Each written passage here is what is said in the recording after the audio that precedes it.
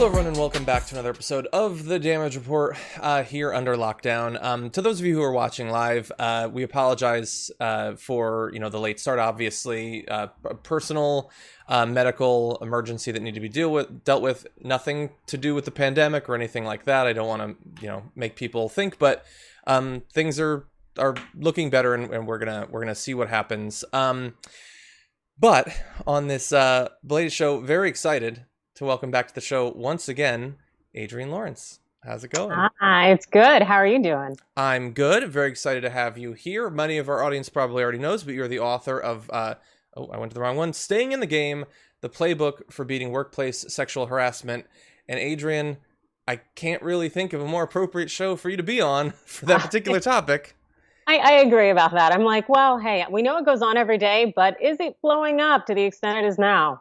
Exactly. I mean, the weird thing is, to think a major media company would be harboring this sort of thing, and that Fox, above all places. So I know, so strange. Exactly. We'll be talking about that in addition to a number of other things. If you stick around later on, we have an update both on the situation with Portland and some of the efforts by our elected officials to try to push back against this insanity.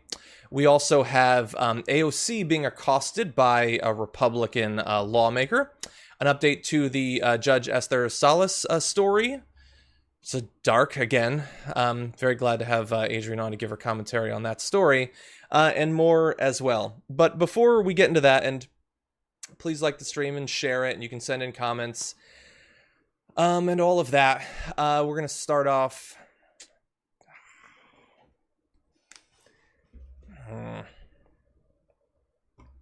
Okay. Apologies in advance. Just bear with us. It's difficult.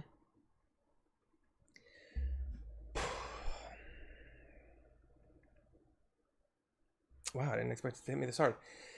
We want to start off by addressing really tragic news in this community that happened yesterday. Independent progressive news lost one of its brightest stars, Michael Brooks, tragically passing away. Very young, younger than me, and I found out about it much the same way many of the people watching this video might. It's you just load Twitter and you get people's reactions to something, and then you have to do the brief bit of detective work to figure out what exactly it is that happened. And you hope that you're imagining wrong. The first couple of things you see that maybe confirm what you think it is, you hope that this surely some sort of joke, some sort of prank or something like that. I saw a tweet from some of his coworkers at the Majority Report, and I was just shocked. I thought this has got to be an extremely inappropriate prank that is being played, but it was not. He passed away apparently quite suddenly. I've heard different takes on exactly what it was. But regardless of what it was, it's an absolute tragedy. And ever since then, the people who knew him, and many of them who knew him much better than I did, have been giving their reactions to it. And we're going to have some of that. But I just wanted to give my brief take. I didn't know Michael nearly as well as some other people in this community. We only began sort of talking and collaborating together maybe a year or two ago. But I had him on the show several times, and he had me on his, and I just always had a very good impression of him. He was what you sort of want out of this. It's someone who knows things, who cares about knowing things, understanding the history of what they're talking about and the context of what they're talking about, and not just specifically to the United States. I think it might have been Nando Vila who said he knows more about the politics of Ecuador than any CNN contributor knows about the politics of America. He really did approach this thing like I think we should, I think a lot of people think that we should, that we have these national boundaries, and they're significant in some ways, legal ways and things like that, but they're not significant in the most important ways. We are a community of people. And he cared about making sure that poor and working class people inside and outside of the United States were no longer crushed under the collective oppressive weight of our government and virtually every other world government that doesn't give a damn about them and never has. And he did it all with a sense of humor. He was able to take very difficult news and not be crushed by it. And that's difficult, like for everybody. So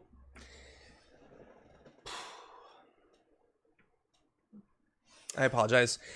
One of the things that I wanted to say about him is not just, that he had a very strong impact on some of the people in this industry that I care most about. Like, I know Anna has got to be just devastated.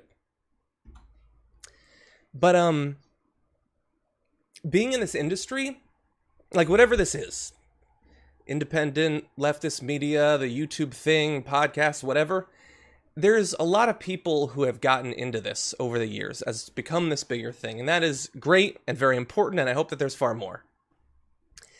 But in my experience, there have not been as many people as I would wish that are in it for all of the right reasons. There's people who get it in for, clout chasing and fame and money and whatever. It's the grift that we rail against on the show all the time. And the thing is that I would count Michael high up amongst the small number of people that, whether I'm working with them or not, like even if theoretically we're in competition with each other, I'm just glad that there are other people out there that actually care, that are doing this not because like they don't want to get a job, but because they think that this is the best way that they can make the world a better place. I talk often when I have Emma on that I feel that she's one of those people, the people who there has had opportunities to take the easy road to, crowdfunding and more subscribers and things like that looks out there and says, I know what the audience wants me to say, but I'm not going to say it just because of that if I don't believe it. And Michael was that sort of person. He was honest even when it would hurt his success. I'm sure that if you're watching this, you've probably seen any number of the different tributes, one of which is going on live now on the Majority Report. I know, Ben Dixon, who we just had on the show, said that Michael gave him a platform back when he had like 2,000 YouTube subscribers. Like nobody was paying attention to him. And he was a helpful person. He never, as his show started to blow up, he never like cast off the people, that had helped him along the way. He was just genuine and kind and intelligent, just deeply, deeply invested mentally in terms of wanting to know what is going on and wanting to have a sound, intellectual and philosophical, and in some ways even spiritual, to hear him say it, framework for how we go forward from here. And so, yeah. It's unimaginable, as so much news in 2020 is. How could that have happened yesterday? Anyway, Adrienne, I apologize. Try to keep it together. It's just, it's difficult because it's not just what he means to me. And again, like I've said many times, there are people that my heart goes out to them because I know that they had, much deeper, long-standing relationships with him. It's like, when you say someone's going to be missed, like you can mean that the people that knew them will miss them, but then you can also mean their absence will be missed even by people who didn't know. Yes. And I definitely get that vibe from everything I've read about Michael Brooks, and especially yesterday, just seeing Twitter blow up, and you can really see the impact that he had on so many people. And unfortunately, I did not have the good fortune to get to know him, but my God, from reading everyone's comments and their heartfelt just mourning on social media yesterday, I missed out on an opportunity to know someone who just seems so absolutely incredible. Yeah. I want to read just one bit. This is from, I believe this is direct from Sam Cedar, who, worked with Michael longer than basically anyone, had this to say. I've worked with a lot of broadcast hosts and some of the most talented comedians in the country. And what was unique about Michael was not just his intelligence and insight into politics, particularly foreign politics,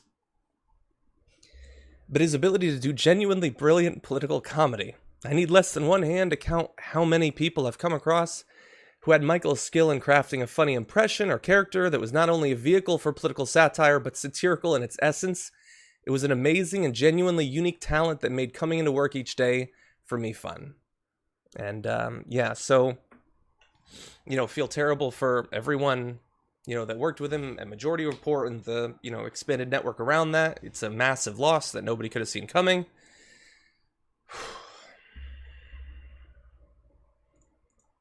It's like there's so many people out there that are like doing so well that there's nothing in them. They make millions of dollars every night on Fox News, and they're doing great in this time.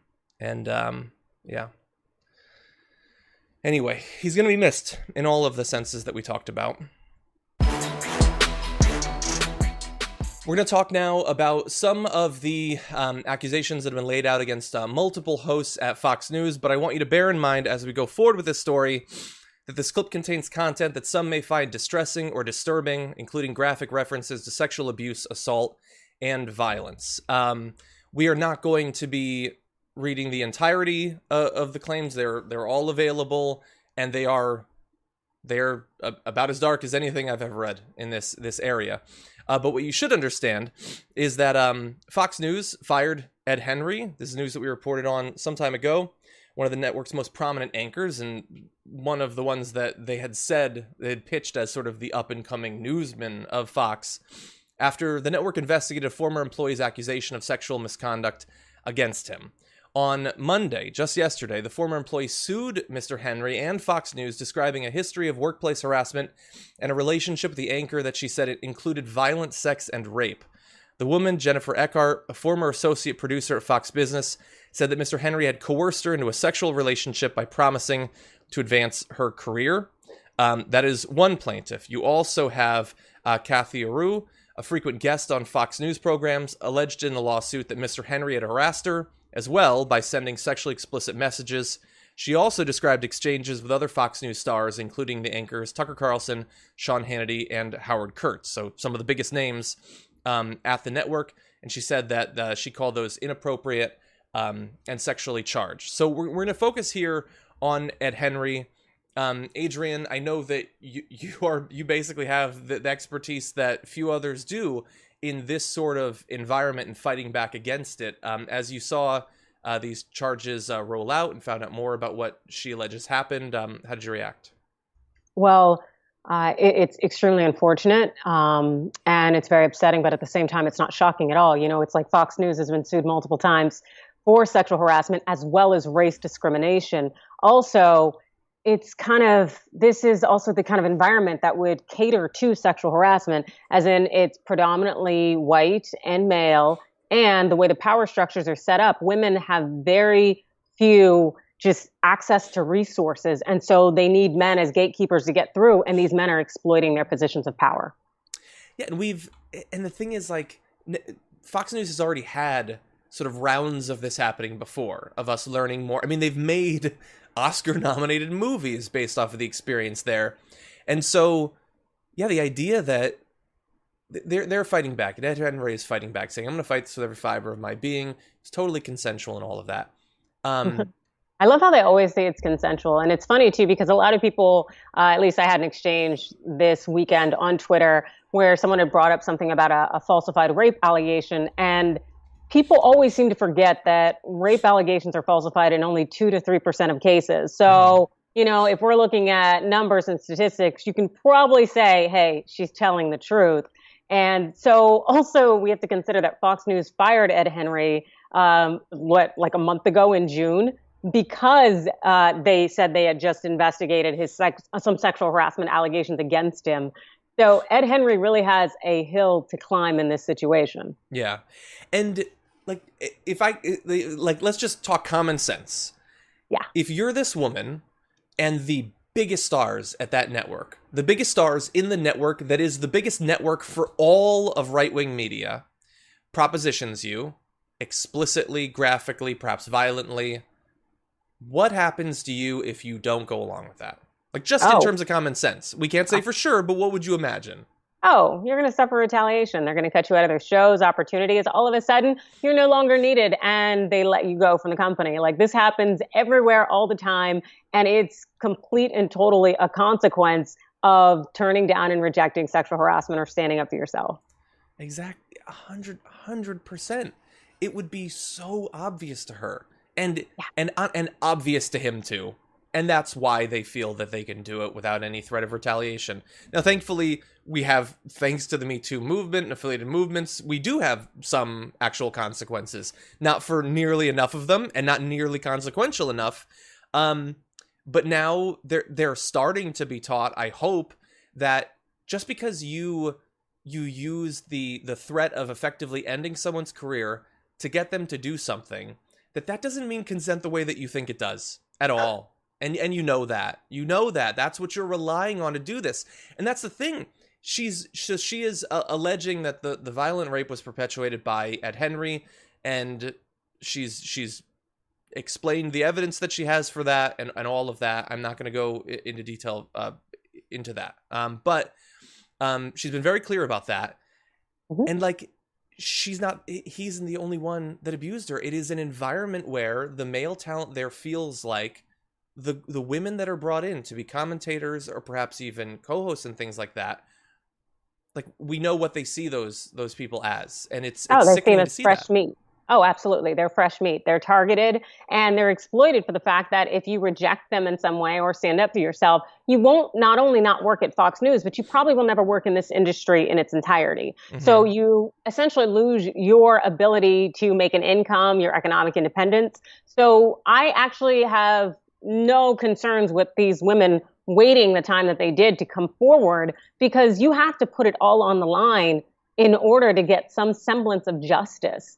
Also, we have to consider that Fox News, being a sexual harassment hotbed that it is, that back in 2017, they had paid out shareholders who sued the company saying, you are wasting our money by keeping these harassholes around and for paying all these backdoor settlements.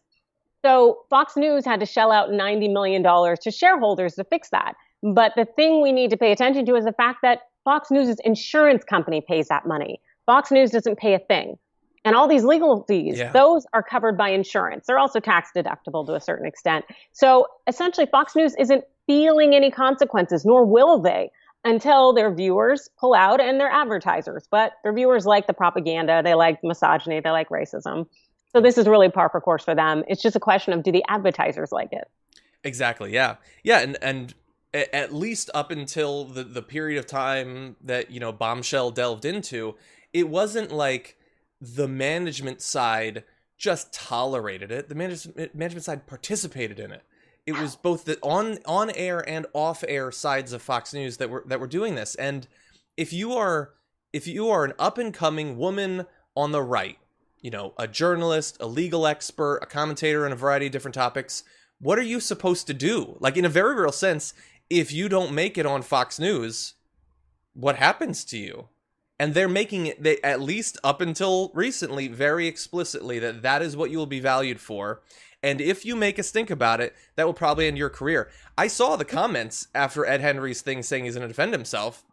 There were like many people in lockstep saying that they don't believe anything that she says. Her career could very well actually be done after doing that, after bringing it up now.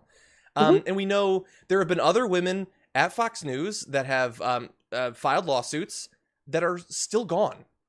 They have not had any media jobs since then.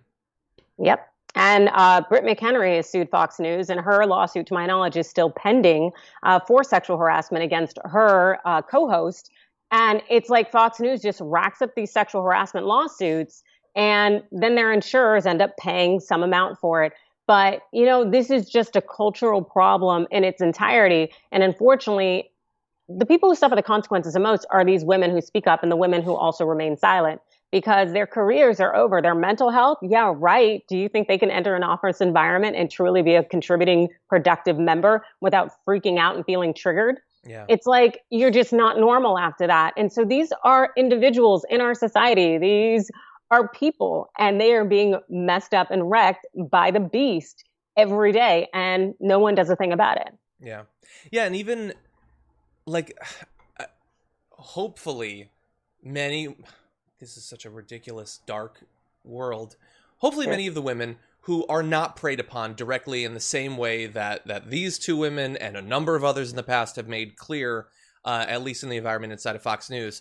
But think about what woman gets to be on Fox News without being explicitly sexualized. Yeah. Almost none. Yeah. Uniformly. It's like a joke, I guess, that they've had at Fox News for a long time, but it's not a joke. Maybe some of the women are totally fine with it. I have a feeling many of them probably are not. And in a similar way, would fear, rightfully, and that's delved into in Bombshell as well, that if they say anything about that, if they don't conform to this enforced, you need to look this certain way, you need to make yourself visually available in this certain way, you could be entirely done in media. The entire thing is so sick. Absolutely. And I love it. Visually, you have to make yourself visually available. And at Fox News and these other places, you also have to make yourself physically available. Yeah. And it is the most disgusting thing, but it continues to be perpetuated in part because of the silence of this kind of quiet network of we're not going to talk about these things, but also because of the retaliation. Exactly. And again, these are productive, contributing members of society who could make, our GDP increase. They can make everything go better if everyone is working and able to do their best, but can't have that, no, because have to be in power. Exactly. Okay, let's transition to another angle on this. In addition to all of what's going on with Ed Henry, another of Fox News' biggest names is facing allegations as well. Michael J. Williman, an attorney who represents the women along with veteran sexual misconduct litigator Doug Wigdor, told Salon that Fox News had been informed of the second set of allegations from a row, her allegations against Carlson on July 9, 4 days before the host announced that he would be taking a pre-planned vacation. Now, he is now back from this vacation. He's done trout fishing. Many people, I think, rightfully assume that vacation was as a result of us finding out that his head writer was as vicious a racist as you can imagine. But it might be that you had the racism and the allegations of sexual harassment. I don't know. What do you think, Adrienne? I definitely think it's probably a culmination of the two. I think it's possibly less the racism and more the sexual harassment, in part because we have rape allegations in this one. And the interesting thing is that the two attorneys, Williman and Wigdor, were my attorneys when I sued ESPN for sexual harassment. Really? And yes, so I know them well. And also Wigdor had been the head attorney in suing Fox News a few years ago when he obtained a settlement for, I think, about 20 women there.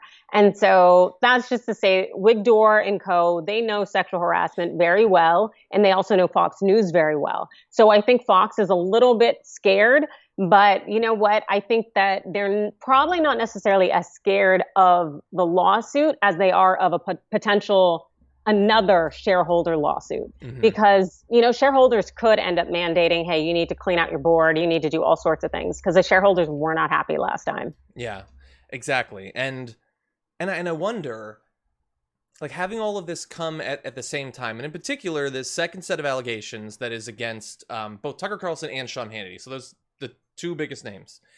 Like, Fox seems like they sort of came back from the Bill O'Reilly and Ailes and all of that stuff. They moved past it. We let them do that somehow. But I wonder, a second round of that, is it possible that will be more significant in forcing some sort of major change to their corporate culture and the sorts of voices that they feature front and center, or is that just wishful thinking?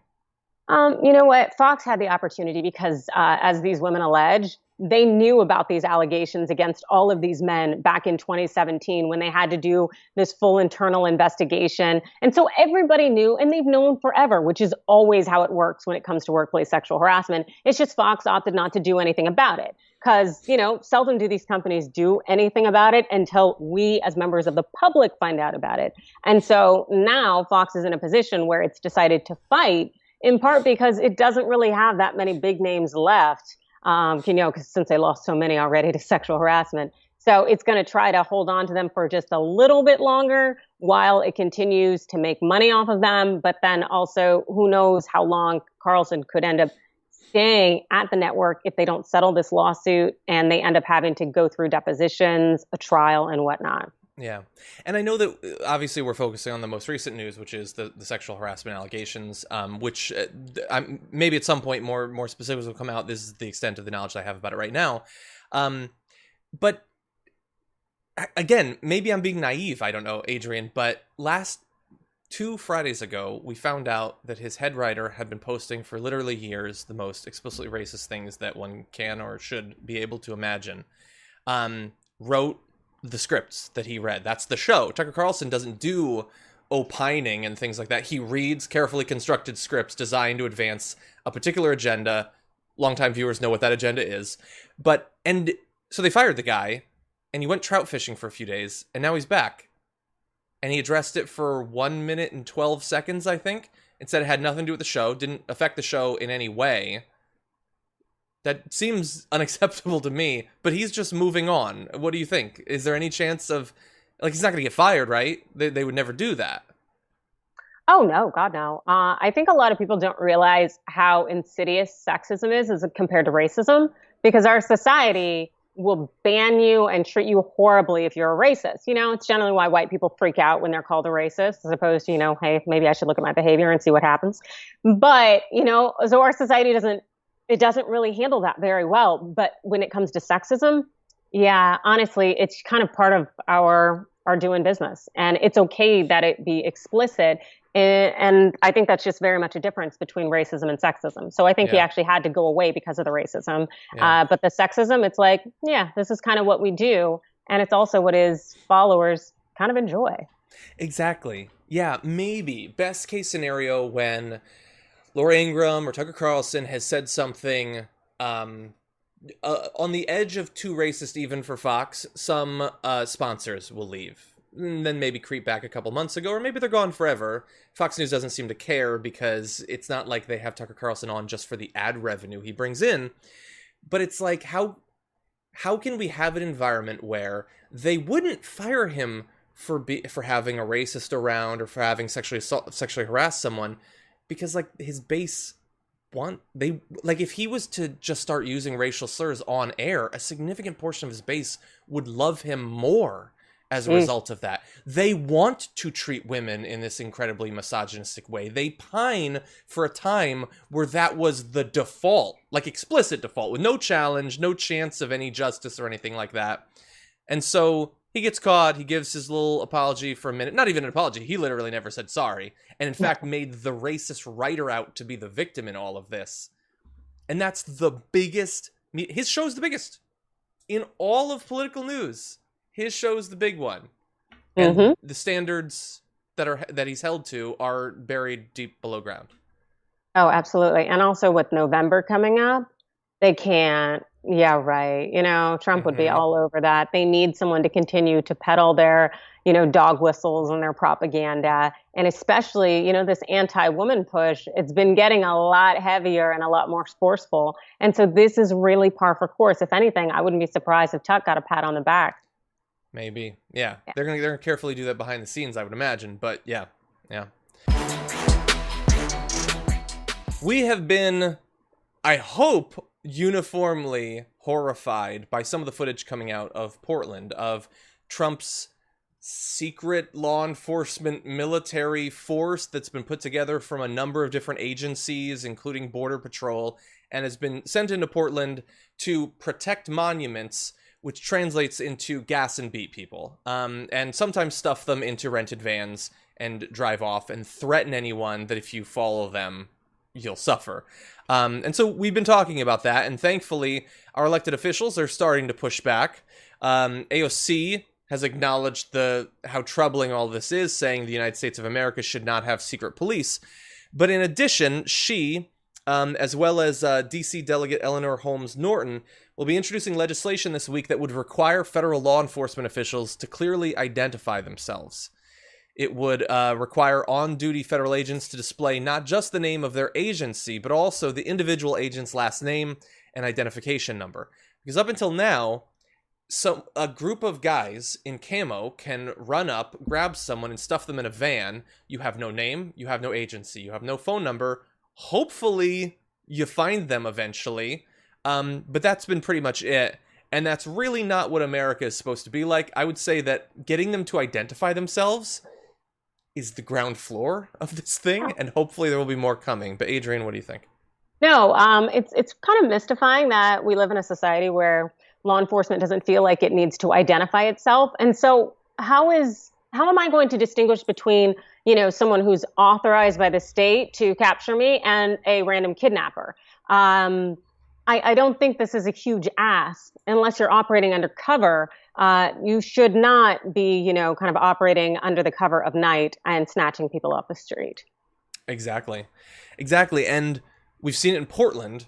And yesterday we were bombarded by Trump saying, I've got this long list of cities. He mentioned Chicago and Baltimore, a number of other cities that he's planning on doing this exact same thing to. And you had both the acting head of DHS as well as the acting deputy head of DHS all saying, no, we're getting ready to do this. And there was in fact news that 150 of these soldiers, cops, I don't even know what the word is. It's people in camo that, like Trump, I would assume, are going to be deployed to Chicago. So if you've liked what you've seen in Portland, get ready to see it in Chicago as well. And by the way, all these details are coming from a story on The Nation by Ken Klippenstein, so we're very happy about that. But in addition, he has internal CBP documents that reveal that these federal agents would be operating indefinitely and in undisclosed locations. So I guess it's good that we even know Chicago's one of them. There might be others that we don't know until it happens. He says they'll also have drones on standby to assist as needed. And take a look at this last sentence. The documents describe the DHS's creation of the Protecting American Communities Task Force in response to President Trump's executive order protecting American monuments, memorials, and statues and combating recent criminal activity. So, we know the context of that because we're living it every day. But doesn't that feel like the sort of sentence that they would look back decades later and say, oh, that was the start of it? He used this fake thing about statues being torn down, and then all of a sudden, camoed, unidentified men were snatching people off the streets in multiple American cities. Maybe I'm being alarmist, but maybe you should be when they're kidnapping people. Oh no, I think this is one of those times to be very, very alarmed. Particularly because we had Trump just a few months ago saying that he's going to use federal law to punish people for defacing any kind of, Confederacy monument when the federal law doesn't protect Confederacy monuments since they're not American monuments.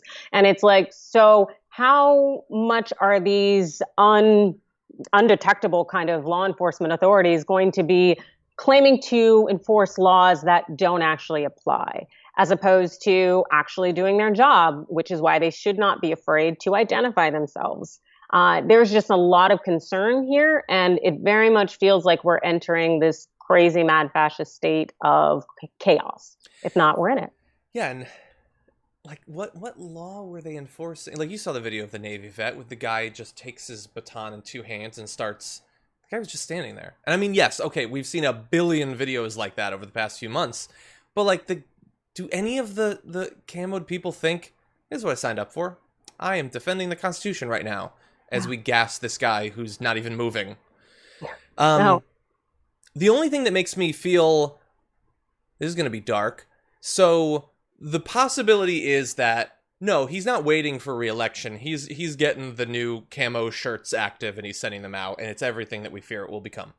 The slightly less dark thing is, and this is what I believe the mayor of Portland had been saying, maybe the governor as well, this is performative authoritarianism as an election strategy. His campaign, since it can't be about the economy and it can't be about public health because he doesn't care about either of those things, is now going to be, I am going to conjure up the fiction, if not the reality, that there is violence in all of these American cities. And so I have protected you from these people by dispatching soldiers to Chicago and Oakland and things like that. Do you think it's likely that it will end up being an election ploy, or does that not make it better even if it is? I don't know necessarily. It's one of those things where it's kind of scary just because when people don't want to identify themselves. And I know, Border Protection and ICE, that they recently got approval so that the employees don't have to identify their names and they can keep that out of public disclosure. And that feels very much something we've seen in the past where people can avoid being chastised because they're involved in these heinous acts. And because essentially a lot of it's social pressure, it's condemnation, it's wearing a scarlet letter that keeps people from engaging in terrible behavior with the authority of the state behind their name. But when you take their names out of the equation, they can act with impunity because they have nothing to fear. Exactly. And so that's really incredibly scary.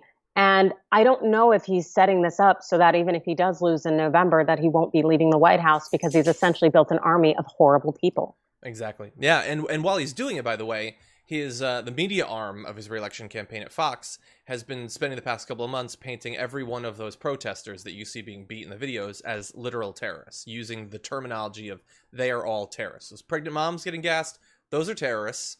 They're Antifa terrorists, and they need to be taken down. And so, a third of the country at least is going to lap this stuff up, and they're going to love it. And we don't have the ad, but the most recent campaign ad by Donald Trump is it's an old white woman on her phone in the middle of the night trying to call the police because she's watching TV and there's all this chaos, and a masked man is trying to break into her apartment, and she calls and there's a voicemail message saying that Joe Biden defunded the police, so if you get murdered or raped, that's what they wanted. It's pretty see-through. Yeah, for real. Even in comparison to past elections, it's pretty see-through what they're going for there. Oh my goodness, fear-mongering. 100%. Yeah. There's definitely going to be a caravan in the weeks leading up to the election. There's going to be a caravan. Yes. Yeah. It's like, is it better that they normally they try to get you to hate people crossing the southern border or anyone in the Middle East? Mm-hmm. Is it better that they're like, no, just people in these cities, just American citizens? You should turning us on one another, and they're going to be more blatant about it. With people who are trying to upend the kind of the traditional American norms. Yeah. It's really sick, and I think it's just going to get even more blatant. Yeah, I think so. Representative Alexandria Ocasio-Cortez is frequently accosted online by right-wingers of a variety of types. Online randos, podcasters and things like that, who are both focused on her and hate her. That is all that they are. The Venn diagram is 50% focused on her, 50% absolutely hating her. But now it's come to the halls of Congress because she was accosted today by, this is yesterday, by a Republican congressman, Representative Ted Yoho, who was coming down the steps on the east side of the Capitol, having just voted when he approached AOC, who was ascending into the building to cast a vote of her own. In a brief but heated exchange, which was overheard by a reporter, Yoho told Ocasio-Cortez she was disgusting for recently suggesting that poverty and unemployment are driving a spike in crime in New York City during the coronavirus pandemic. "You are out of your freaking mind," he told her. She shot back, telling Yoho he was being rude, which is really just describing accurately what's going on. The two then parted ways, with Ocasio-Cortez heading into the building, while Yoho, joined by Representative Roger Williams, began descending towards the House office buildings. A few steps down, Yoho offered a parting thought to no one in particular: effing bitch, although he said the entire thing. So we're going to have both her reactions as well as our own. Adrienne, what do you think about this? Seems pretty brazen for elected officials. It's just so sad. Yoho is extremely insecure. They go after AOC because she represents everything that they don't want in their old boys club. A younger woman who is intelligent, educated, articulate, and has passion for the people. So they attack her in various ways. And Yoho doing this, it just shows how much nonsense and tomfoolery he has attached to him. Mm-hmm. He's 65. She's 30. It's not only grow up, little boy, but also maybe just not be misogynistic and going after a 30-year-old woman because you feel threatened that she has her own ideas. It's gross. Well, in particular, to call her disgusting, mm-hmm. and then when she carries on about her job, to yell after her in that particular way. Like I understand people are complex, but sometimes you get a little window into who they are. If you didn't already know Ted Yoho and all of his history and everything, like you know who he is based on that interaction. And you also get to find out who Representative Roger Williams is based on that, because here is where it gets perhaps even more pathetic. Now, she said, that kind of confrontation hasn't ever happened to me, ever. I've never had that kind of abrupt, disgusting kind of disrespect leveled at me. In all these intense news cycles, I've never, ever been treated that way by another member before. I'm frankly quite taken aback. So, understandable. Yoho just says no comment. Probably a good call. He's made enough comments as it is. But Representative Roger Williams, who was in a position to hear the entire back and forth, in fact, walked off with Yoho afterward, said he wasn't paying any mind. Quote, I was actually thinking as I was walking down the stairs, I was thinking about some issues I've got in my district that need to get done. I don't know what their topic was. There's always a topic, isn't there? So he was standing right there, but he doesn't know anything. No, he didn't hear nothing. Of course not. And I love it because that's like the one of the core aspects of misogyny, like sexual harassment, like really crummy cultures and how they treat women, is that other dudes are not going to stand up or condemn you. Even if they know it's wrong, they're just going to act like it didn't happen or just keep moving. And that's exactly what this guy does here. It's just so lowly and absolutely pathetic across the board. Mm-hmm. Just stop being so insecure. It's gross. Again. And pathetic to pretend that you didn't hear it just because you can't bear to call out Yoho for what he said and what a reporter heard. Like, you already know the reporter was right there. It's going to come out.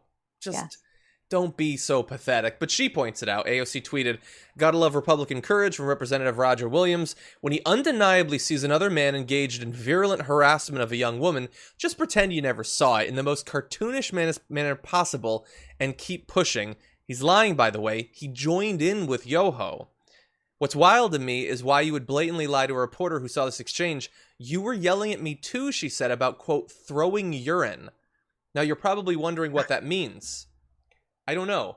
But he apparently was part of it and now is pretending that I was just thinking about constituent concerns and things like that. But we also have, afterward, Ruben Gallego said, I have suggested the same thing that AOC had, that poverty and unemployment lead to crime. Weird that neither Yoho or any other members ever talked to me that way.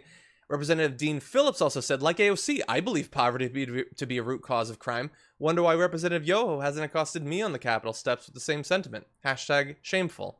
And it is. Yep. Exactly. And of course we know. Yeah. Oh, we totally know what the score is. It's like, it's just one of those unfortunate aspects of being a woman. And hey, you know, it's not going to change, especially if people just sit there and act like they didn't hear it when we damn sure know that they did join in, I'm sure. Yeah. Yeah. And it's, for Yoho, it's like, he obviously, on a fundamental level, despises and looks down on women and doesn't respect them. So you have that. That's why he would feel like, I can do this to her. I would never do it to a male representative. But he also is so stupid, so ignorant of who she is and what she is, that he doesn't get that, man, you should have just gone for Dean Phillips or Ruben Gallego, because she's the last one that you want to do this to, you moron. She's not just going, what do you think, she's going to quiet down? She's going to stop speaking out?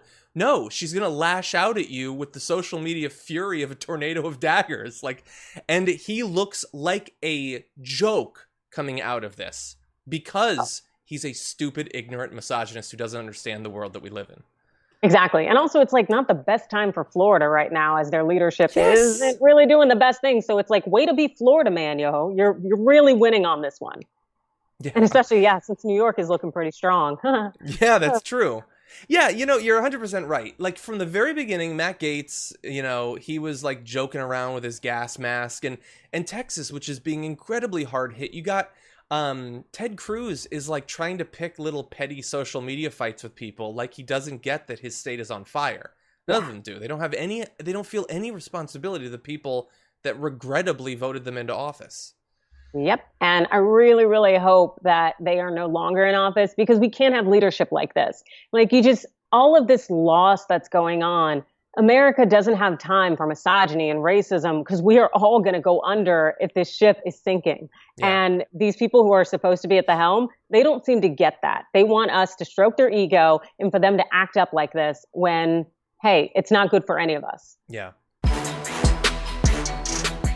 I want to give you an update on a story we talked about yesterday on the show, and that is the absolute tragic targeting of the family of a judge, Esther Salas, whose son was murdered, her husband in critical condition following a person who had clothed himself in a fake FedEx uniform, went to her house, and then opened fire. An absolute tragedy that we know a little bit more about today.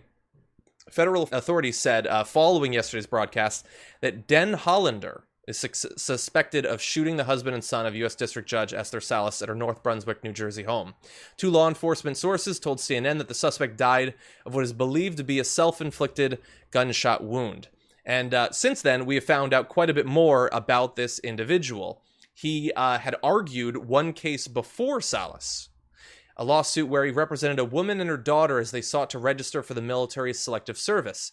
In the case, Den Hollander's client claimed the draft was unconstitutional because it barred women from registering. And this is an area that he was intensely interested in, with his website describing himself as an anti-feminist lawyer who defended, quote, men's rights. He had unsuccessfully filed lawsuits against bars and nightclubs offering ladies' nights, claiming they violate the 14th Amendment. And he filed suits against the federal government, challenging the constitutionality of its Violence Against Women Act, the, quote, Female Fraud Act, as he called it, and against Columbia University for having a women's studies program.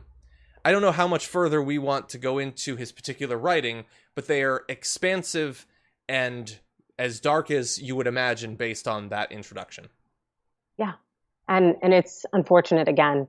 It's a matter of misogyny killing. This person has all sorts of just hateful beliefs for women. And this thought that it's a zero-sum game, men have to be advanced, and women should be robbed of any sense of equality or any societal status at all. And he took this out and took the life of this judge's 20-year-old son, I think, who was a rising junior maybe at Catholic University, and also her husband now being in critical condition. And this is what happens when misogyny goes unchecked, and it is brutal. Yeah. You have to... I feel so bad knowing that being a judge on this level, you've got to be afraid. But we're supposed to be a country where judges get to live without that fear. That's what we're supposed to have. And unfortunately, we don't. We have individuals like this who find, willing radical communities online where, like Tucker Carlson's writer, it wasn't just him posting some blog that no one ever read.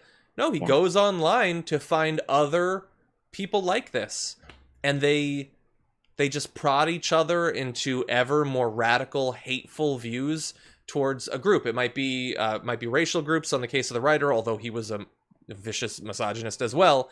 And in this particular case, this guy who made it his entire life's work to fight back against women, and in his writing has sort of threatening things, talking about solutions to political commies and feminists. That's about as dark language as you can imagine, considering historical context.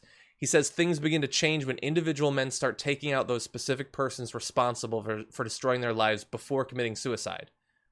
I don't know how long ago he wrote that, but that appears to be what he did. I mean, who knows what's going to happen as we find out more about this story, but these people are out there. And exactly. And they're not just country bumpkins or ignorant people at all. This man was a lawyer, and he worked at Cravath, which is one of the biggest, very, very prominent and prestigious law firms in the world. Yeah. He was a smart man.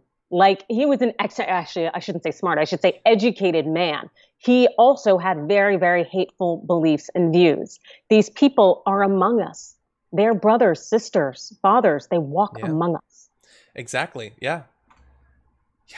Jeez. Yeah. And, I mean, how many mass shootings did we see over the past few years of people who have identified as being parts of this community and feeling like, so for like, let's say this community, let's say 99% will never do anything violent, but they're all sort of waiting and trying to push each other to be the one that will. And now it's targeting judges. And I know that we might find out more over time. It's described as him being a Trump supporter. I haven't seen anything in his writing that, aside from their agreement on certain communities, about that being any sort of direct impetus for him doing this. But he did have a case pending against her. Just devastating. And I can't imagine, just pray that her husband comes out of this, but no matter what, she's lost her son because some madman who had a national platform. He'd been on many different shows. He was on Stephen Colbert's show years and years ago. And all the while, this is who he was. Yep. And that's the thing is, it's like this stuff goes on in front of our face all the time when we interact with people. We just want to downgrade it and say, oh, it's no big deal. Maybe that person was joking. Oh, they're a little off. When no, these people are allowed to navigate our society and no one speaks up. Just as we saw Yoho go off on AOC and try to tear her down in a misogynistic fashion, and his brethren sit there and join in and then say, I didn't see anything. Yeah. Those same things play out on a daily basis. You just don't know who's going to just stop at words tearing you down, or maybe push you out of a job in some way, and who's going to get a gun and try to kill you and your family members. But the reality is, all of it is because it's going unchecked. Exactly. Yeah. It's for judges, but it's for reporters as well. Like how many female reporters have been accosted doing live hits and things like that? Yes. Yeah. Obviously, we need to fight back.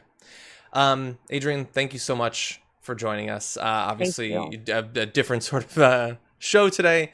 But I appreciate you bringing your expertise and your perspective. Really do always appreciate that, and look forward to having you back on the show in the very near future. Thanks, John. Thank you.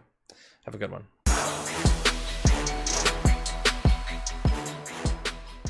Thanks for listening to the full episode of The Damage Report. Support our work, listen ad-free, access members-only bonus content, and more by subscribing to Apple Podcasts at apple.co/TYT. I'm your host, John Adarola. I'll see you soon.